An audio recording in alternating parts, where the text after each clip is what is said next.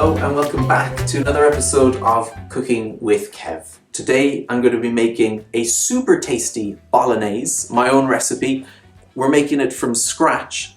I just used the chopped tomatoes, half a litre of beef stock, 2 tablespoons of Worcestershire. Sounds like a sneeze, doesn't it? Worcestershire! Sauce.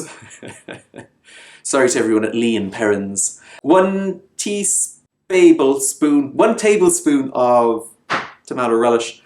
Onion. We've got basil. Again, I keep this in the freezer. Big carton of basil for like under €1 and it's fresh every time. Pre-cut as well. A teaspoon of chili. These tomatoes I just happen to have. And this is 1 pack of round steak mince.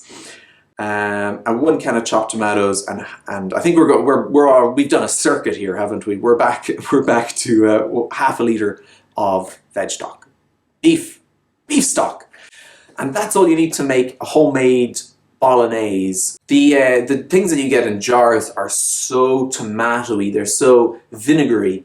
They don't really exude the kind of flavour palette that you can get if you make it yourself. It's a much more complex flavour palette. You get a nice umami. It's one of those. It's just one of those days, which is most days where I can't pronounce things. But that's a problem for my elocutionist. Really simple, but it does take longer. Typically, if you're making Bolognese at home, you're going to throw the meat in, cha-cha-cha-cha-cha, then you're going to throw the sauce in, cha-cha-cha-cha-cha, and then it'll simmer, and then it's ready.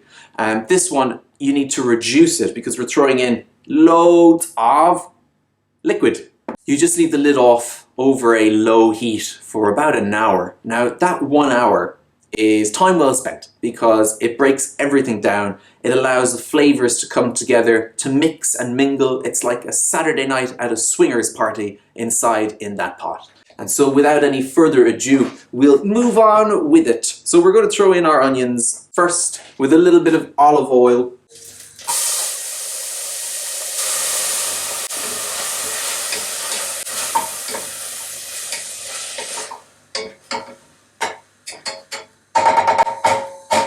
So we go with our big old hunk of beef there. Now, that is well and truly worked out. We're going to throw in our other ingredients as well. We've got our chopped tomato, we've got our basil, and we've got our chili.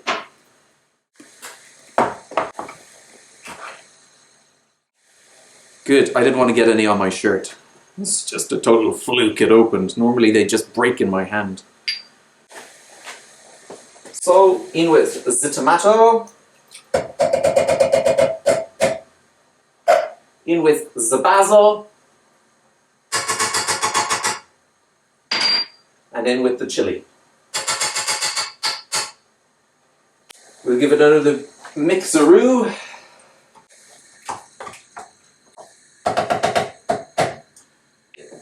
And the last thing is we're going to throw in our last 2 ingredients, or three ingredients.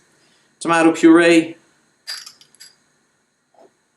You heard of the lazy man's load, right? Let's see how this plays out. Rah, like an octopus. So we'll throw in our beef stock. Tomatoes, optional.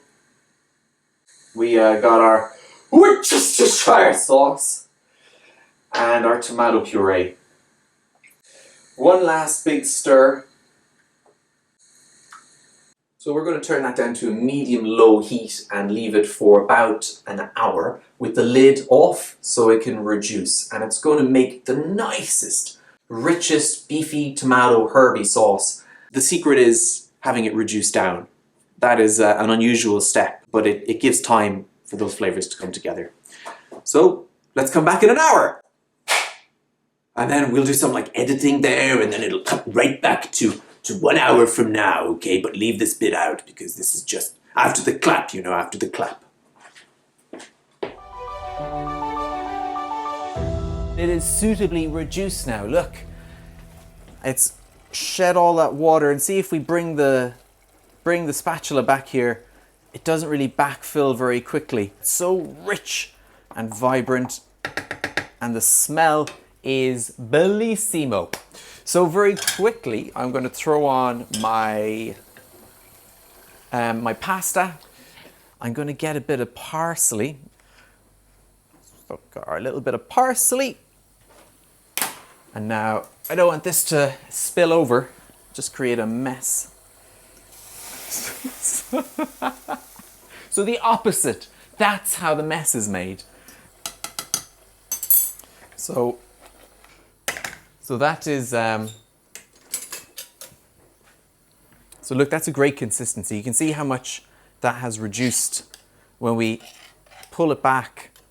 There's no infill. For our pasta, we're just going to pop it in here with our Bolognese, and we'll throw these on top.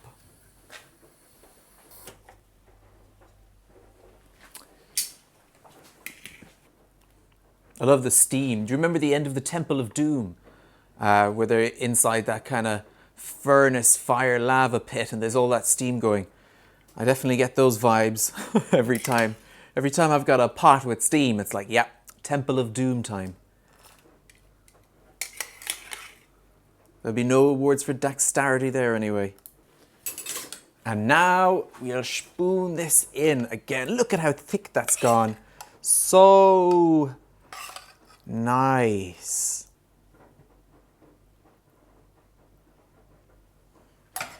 Just like my grandma made it, if she were Italian. A little bit of that cheese, as you wish, over the top. Pop our little bit of parsley. And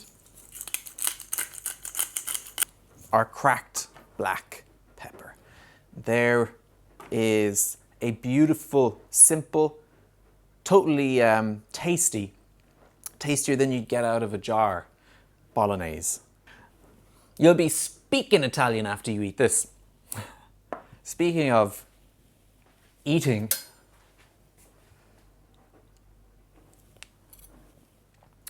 the Bolognese just melts away in your mouth, which is exactly what you want. So lovely, so delicious, so make it. And if you do, be sure to let me know in the comments. Thanks very much for watching. You stay classy.